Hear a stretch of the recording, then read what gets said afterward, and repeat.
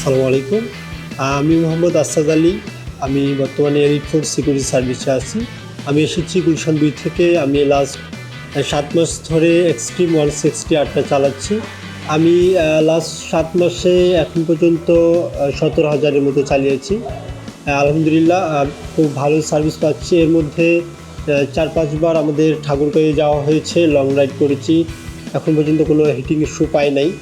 আলহামদুলিল্লাহ ভালোই চালাচ্ছি। ব্রেক পেইনও খুব একটা না।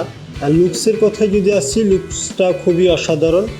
পারফরমেন্স খুবই ভালো, ব্রেকিংটা খুবই ইজিলি কন্ট্রোল করা যায়। আপনি ৬০-৭০ দেখা যাচ্ছে যে ইজিলি আপনি কন্ট্রোল করতে পারবেন। নর্মালি বৃষ্টির দিনগুলোতে আমাদের অ্যাক্সিডেন্টটা একটু বেশিই হয় বা স্লিপ হয়। দেখা যাচ্ছে যে একটু অন্যমনস্ক হলেই আমাদের অ্যাক্সিডেন্ট হওয়ার প্রবণতাটা বেশি।